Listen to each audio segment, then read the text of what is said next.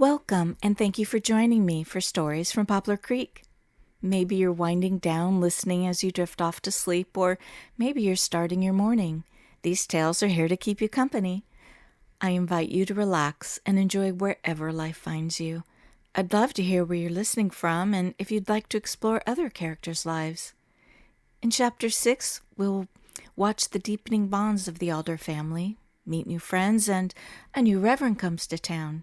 Thank you, Mr. Whitlock. Hit like or subscribe for the next chapter of Poplar Creek, and I'll see you on the other side.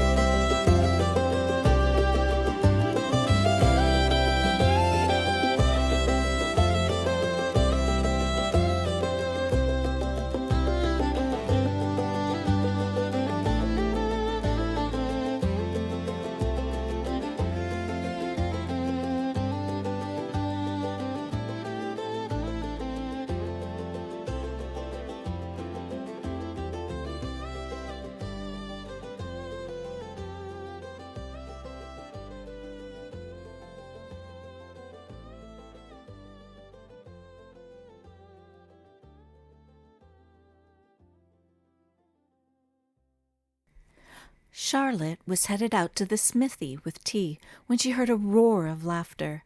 She found Jonas with tears in his eyes holding a letter. "It's from Ezra," he explained, handing it to Charlotte. Charlotte read, "Salutations, J. Ingram. Please write me a letter. Have Eleanor deliver it. No one else. Regards, E. Thornton." Postscript. "I will send along a book when I am finished." "What does it mean, Jonas? I can't make sense of it." Jonas giggled. "It means he's sweet on Eleanor and wishes to make an excuse for Eleanor to visit, you see." "Ah, I see," smiled Charlotte. "A man of purpose." "Well, it was a good thing you put that branch through your roof so I could rescue you," teased Jonas. "I would have never thought of something this clever." "Jonas Ingram." Jonas swept Charlotte in his arms and kissed her. "Maybe we should do a little courting." "Yes, please, Mr. Ingram." The eastern hills were nothing but a dark blue smudge when James Alder woke, but Alice was already outside, cinching the last strap of her saddle-pack. He paused at the door, savoring the moment, uncertain whether to call out or simply watch as his youngest daughter moved through the motions of readiness, checking her cinch and running her hand over the mare's foreleg. Rudy ran in circles excitedly. Helen sidled up alongside James, handing him lunch wrapped in brown paper. "She loves going up in the hills with you," Helen said, watching Alice. The wind, which at this hour was no more than a suggestion, stirred Alice's hair and set her cheeks red with anticipation. "She's something, our Allie." James kissed Helen. "We'll be back day after tomorrow." James closed the door as quietly as he could manage and shouldered the rifle. The air was cold and thin, promising a harder frost before sunrise. "Ready then?" he asked, voice low. "Ready, Da," Alice called excitedly. James grinned. At 13, Alice was half child, half wild animal, and he sometimes wondered how he had earned such a daughter. He mounted up, and together they crossed the pasture, their horses' hooves making a soft clop over the new grass. The moon hung fat and low behind them, casting every fence post and huckleberry into double shadow.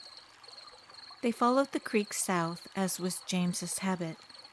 But this morning he let Alice take the lead, interested to see where her instincts might carry them.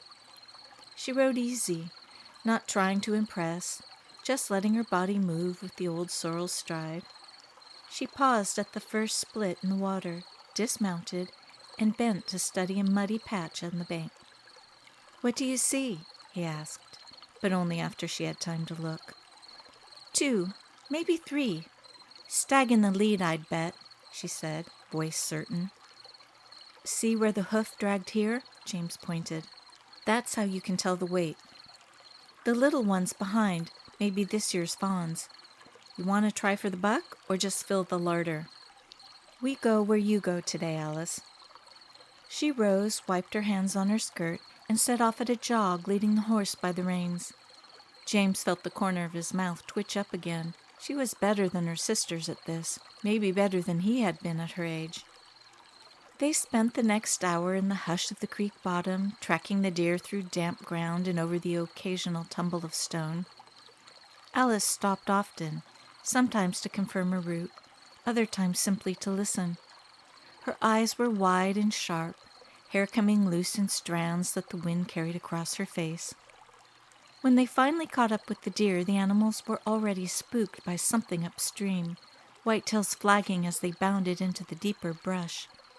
Alice exhaled, not disappointment, but something like respect for the animals. She raised her rifle, but made no pretense of shooting. Instead, she watched, and James watched her. "Wind changed," Alice said, almost apologetically. "We'll circle east, pick up the ridge," James replied, his own voice hushed. They mounted and skirted the low ground, working through a patch of young pines where the sun had finally breached the hilltops. The air filled with the clean, resinous smell of the needles, and for a time all other thoughts receded. Alice found the next set of tracks without guidance, leading them through the thickest part of the forest. Once she crouched to brush away the top layer of snow, then pressed her hand flat against the ground as if measuring the deer's memory by the cold it had left behind. James admired his daughter's patience and the silent way she moved. Alice's body was springy and lithe, her hands always in motion, adjusting a bridle, retying her hair, or skimming along the bark of a sapling as if she could draw out its secrets. They saw no deer that morning, but there was no bitterness in the failure. When noon came, they stopped in a sunlit glade and shared strips of smoked meat and hard bread. Rudy finally caught up, tongue lolling, and collapsed at Alice's feet. She fed him a crust and combed the burrs from his fur, crooning to him as if he were a baby. "Do you think we'll ever catch anything, Da?" Alice said around a mouthful of bread, her tone half joking. "Not if you keep chewing so loud," he teased. They let the horses graze and watched the clouds drift. For a time, they simply existed together, each lost in their own thoughts. James thought of the long winters ahead, the way Alice was growing faster than he could track, the possibility of this, her eagerness, her wildness, being a thing that might not last forever. When they pressed on, Alice chose a different trail, one that hugged the side of the ridge and wound back toward the valley. The sun was sinking low and the air had taken on a bite, but Alice did not seem to mind. She set a brisk pace, and James kept up, watching the way she scanned the ground and sky, seeing possibilities in every bent twig and distant shadow. Night overtook them, and their stomachs growled. James signaled a halt and suggested they make camp by the river. Alice nodded, already gathering dry wood for the fire. She built it with the competence of someone who had watched and learned, arranging the sticks in a careful pyramid, coaxing the first spark to life with a whisper. James smiled. "Nice work." They ate their supper in silence, watching the stars appear in the gaps between the treetops. Rudy snored at Alice's side, twitching in dog dreams. The fire hissed and popped, throwing erratic shadows that danced along the riverbank. "Da, do you think Kathy will marry?" Alice asked casually. "Does she have a beau?" James asked quickly. "Nah. Tilly's ma says she'll be an old maid if she insists on being too choosy." "Well, seems a good thing to be choosy about. But not everyone can be as fortunate as your mother." Alice laughed. "Oh, you're such a prize, Da." No, James laughed. I think I'll be choosy too, Alice decided. James grinned. He was pouring their coffee into a cup when he heard a sound, a soft hello from the darkness beyond the fire. He stiffened, hand automatically dropping to the rifle at his feet. Alice looked up, alert but not afraid. A man stepped into the light. He was tall, his hair long and dark, his face open. A boy trailed behind him, maybe a year or two older than Alice, his expression cautious but curious. "Evenin'," James returned, forcing his tone to neutrality. The man nodded. "Name's William. This here's my son, Anahu. We're headed downriver. Saw your smoke." James motioned them closer. "James Alder and my daughter Alice. Pull up a log if you want." William settled by the fire, Anahu beside him, smiling. For a moment there was only the sound of the river and the slow chewing of the horses cropping grass behind a circle of light. "Coffee and some beans?" James offered, and William accepted. "Much obliged. My son and I are hunting. We saw Prince, but Anahu here laughs too loud. Good son, but he laughs a lot." James laughed. Anahu and Alice sized each other up. Alice, who never knew a stranger, went first. "You want to see my horse?" she asked. Anahu nodded, and the kids ran over to where the horses were tied. "This is Cleopatra. She's named for a powerful queen down in Egypt in olden times. I just call her Cleo." "Good name," said Anahu approvingly. "That's my horse," Anahu said, pointing. "What's his name?" asked Alice, all interest. "Bird." "Bird," repeated Alice. "'Cause he has wings," Anahu smiled. "Ah, I see. That's a good name, too," Alice said in earnest. "Do you have a dog? This one is Rudy, named for the famous story writer over in India." "No, I don't have a dog." Rudy seemed to sense the moment and cuddled up against Anahu, who bent to pet him. "Do you like to hunt, Alice?" Anahu asked. Alice nodded enthusiastically. "I mostly track. Da's the good shot," she said. "But I can outshoot my sisters," she grinned. "You from the mountain?" William answered for him. "We winter on the pass, come down to trade sometimes. Anahu's a good tracker, too." "I can see that," said James, noting the way Anahu's hands never stopped moving, fingers flicking the bits of kindling into shapes on the ground. The two fathers exchanged a look, and in it was the recognition of men who shared the love of their family, and seen enough to know the value of a quiet fire and peace. They shared the fire companionably. The children dove into talk of horses and dogs, the old stories about wolves in the hills, the best spots for berries in spring. William and James exchanged the news of the land, how the hunting was thin this year, how the streams had run low in the summer, how the townspeople were faring after last winter's fever. James listened as William spoke of the mountain people, their ways, and how they came down for supplies only when absolutely necessary. "They're good people. Everyone looks out for the other." William's gaze lingered on the fire, reflecting the orange and gold.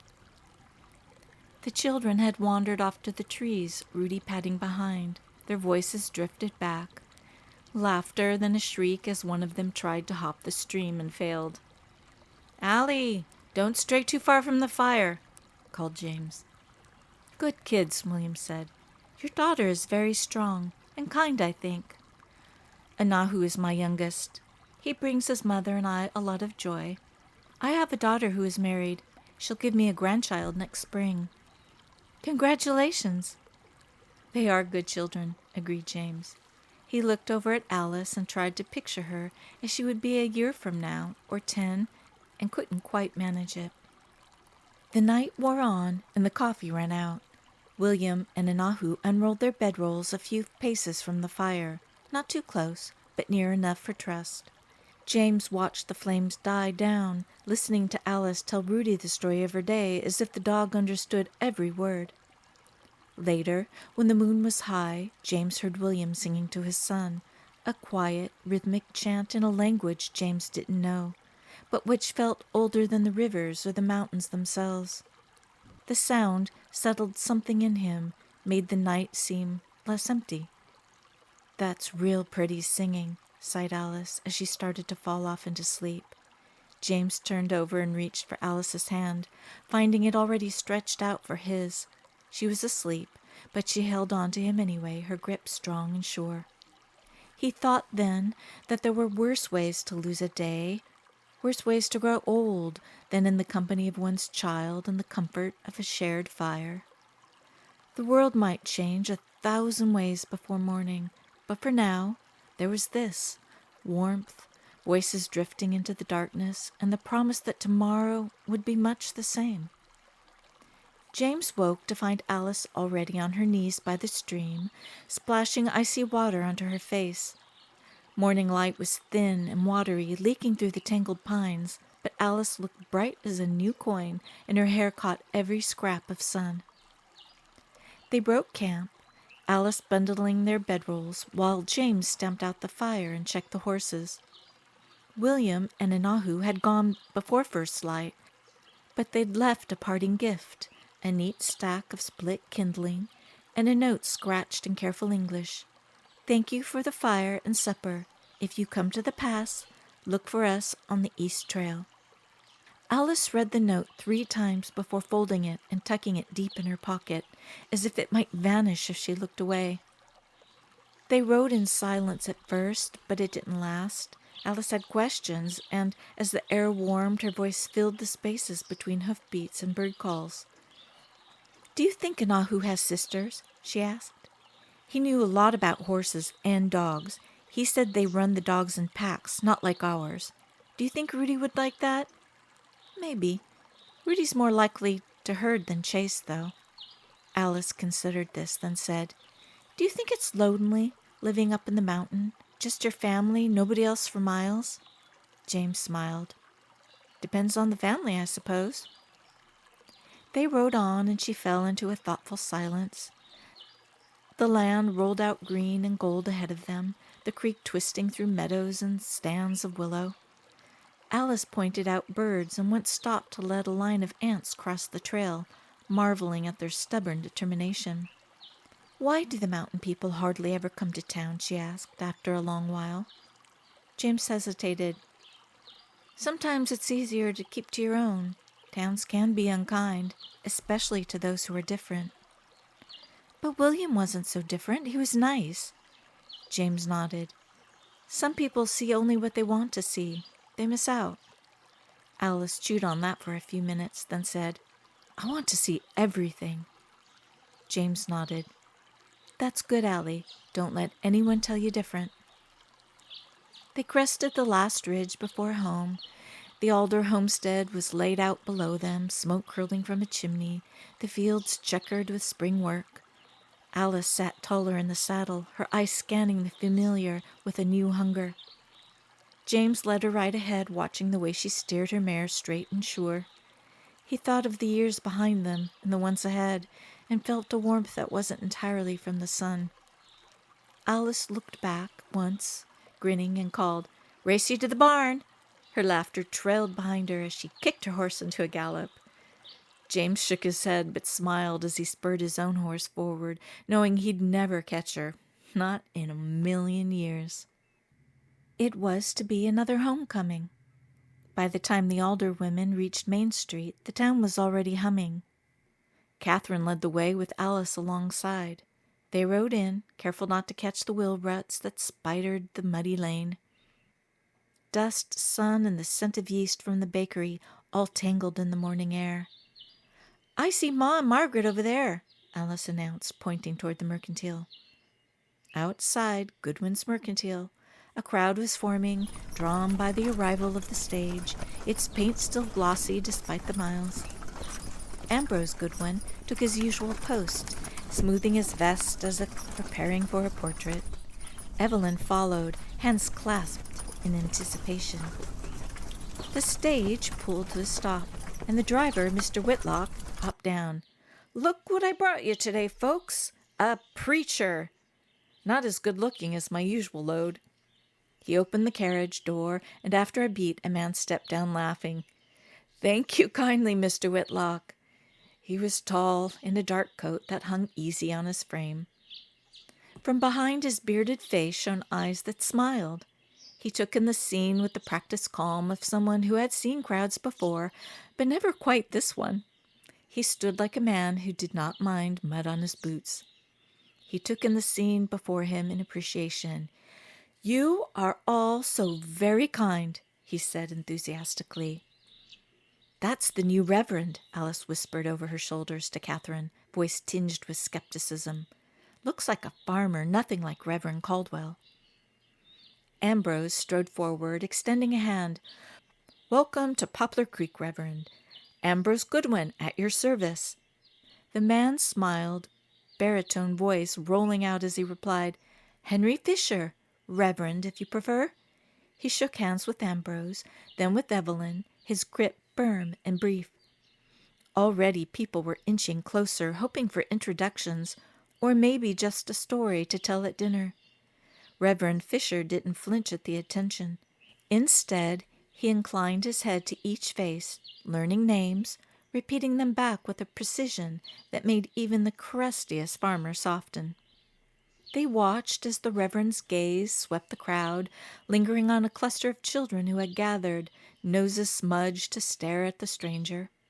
Fisher crouched to their level and with a conspiratorial hush asked, "Can anyone here tell me the best place to get apple pie?" Laughter bubbled up, and a half a dozen hands shot into the air, each with a competing answer. The children argued, and the Reverend only listened, nodding gravely as if considering a weighty theological debate. When one little girl, missing her front teeth, declared, "My mamma makes the best one, but she's busy," he replied, "Then I must wait until she isn't, because life is too short for second-best pies." More laughter, a kind that could not be faked. Evelyn saw Helen and Margaret and called out, "Helen, come meet Reverend Fisher." "Reverend, this is Mrs. Alder and her second daughter, Margaret." Helen and Margaret approached. The Reverend straightened and gave a small bow. "Mrs. Alder, Miss Margaret," said Fisher, naming them in a voice that suggested he had already memorized the town's genealogy. "A pleasure." Helen extended her hand. "Welcome to Poplar Creek, Reverend. I hope you find it to your liking." "Most places are what you make of them," Fisher replied, a glint in his eye. "But this one seems particularly well made already." Catherine slid off her horse, landing with the grace of someone long accustomed to her own height and strength. She handed the reins to Alice, dusted her hands on her skirt, and strode toward the group. Fisher noticed her at once. He watched as Catherine navigated the throng, her movements precise but unhurried. For a second their eyes met, gray meeting brown, and he felt her assessing him. Helen saw the exchange and hid a smile. Reverend Fisher inclined his head to Catherine, who offered a nod and nothing more. "James Alder's eldest," Ambrose supplied, as if it needed saying. "Sharpest shot in the county, they say." "Is that so?" Fisher asked, not looking away from Catherine. "A dangerous woman." "If you believe what you hear," Catherine replied, voice flat but not unfriendly. Fisher's lips twitched at the edges. "Miss Alder, I have 4 older sisters, each one more dangerous than the next." The crowd had begun to thin, folks drifting away to return to work. Fisher exchanged a few final words with Ambrose and Evelyn, then, after one last look at Catherine, followed his hosts into the Mercantile. Margaret watched the door close behind him. "He doesn't look much like a preacher," she said, voice low. Helen put a hand on her daughter's shoulder. "There are worse things." Catherine, already headed for the stables, called back, "He seems to have all his teeth." "That's better than the last one." Margaret laughed. As the street returned to normal, Helen watched her daughters, thinking how quickly the world changed and how quickly one had to change with it. By evening, the churchyard was transformed. 3 long tables, hammered together from every spare plank in Poplar Creek, groaned with food, loaves of bread, pies with cracked crusts, roasted birds, and the spoils of a dozen gardens, each dish bearing the pride of its maker. Lanterns strung between the posts cast gold and honey down the length of the tables, and every patch of grass was covered by a quilt or a coat pressed into service as a seat. James and Helen found a spot near the edge of the gathering, backs to the cool stone wall of the church, plates balanced on their knees. They watched as Alice, face flushed with the day, regaled a knot of younger children with stories of the hunt. Every gesture was exaggerated, every misadventure polished, until it gleamed with excitement. Rudy lay at her feet, occasionally huffing as if to add emphasis. Margaret was perched on a bench at the end of the nearest table, engaged in an animated conversation with Isaac Turner, his small boy perched on his knee. She quizzed him about plants, what roots could bring down a fever, which leaves worked best on cuts, and Isaac, never one to speak down to a curious mind, answered her in full, sometimes sketching diagrams on scraps of paper pilfered from the bakery's wrappings.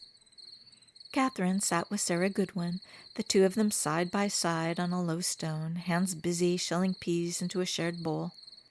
Their conversation was quieter, more introspective, Catherine's gaze often wandering to the shifting patterns of lantern light, or to the way the town's children drifted toward the new reverend with a mixture of awe and daring. Reverend Fisher was a natural in the crowd, moving from group to group with a word here, a joke there.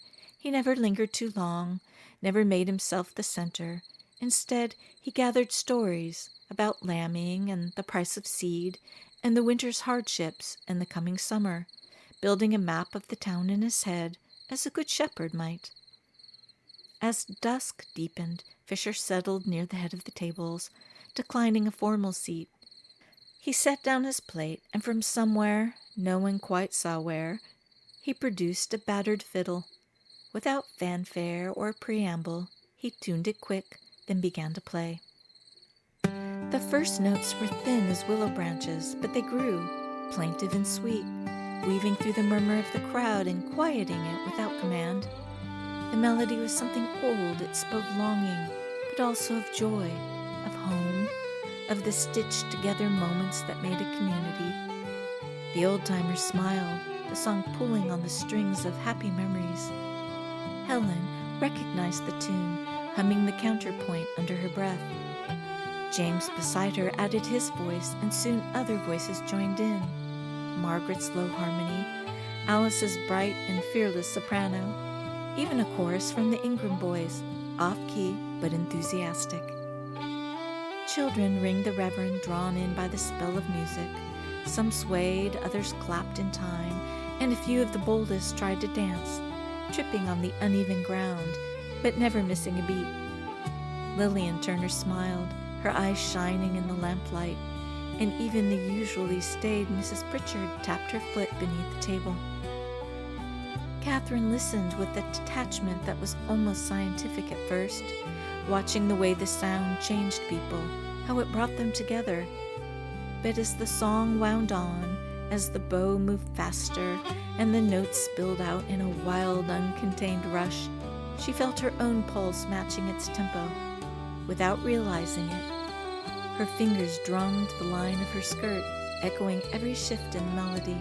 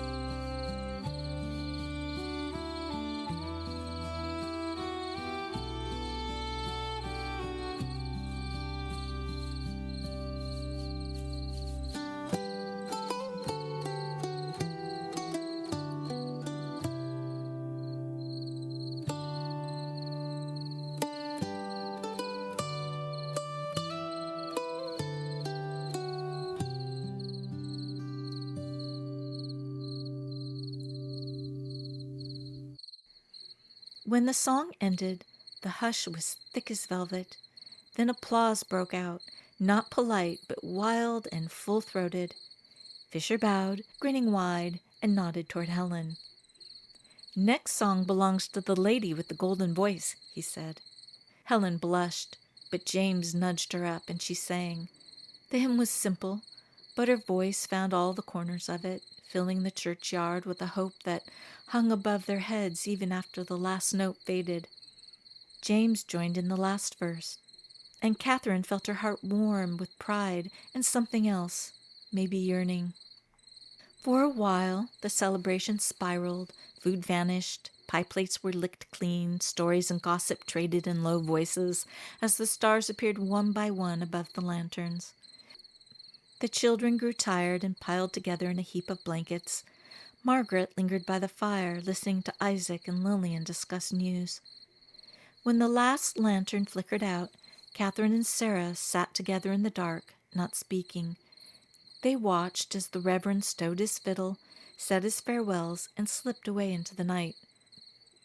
"I think he'll stay," Sarah said, voice barely above a whisper. "I think he might," Catherine replied. They rose and walked home under the sweep of stars, the strains of the day's music still singing in their bones. The next afternoon, Helen found her thoughts restless. The house was still, only the faint scratch of Alice's studies carried from the next room. Helen wrapped herself in her shawl and wandered outside, intent on giving the hens fresh bedding. She knelt in the coop, murmuring to the hens, when she heard the peal of the church bells ringing the alarm signal. James ran into the yard. Catherine came to the door. "Saddle up, Kathy, we're heading in." "Be careful, James," said Helen. James and Catherine arrived to find a buzz of concern. They joined the circle over by the church.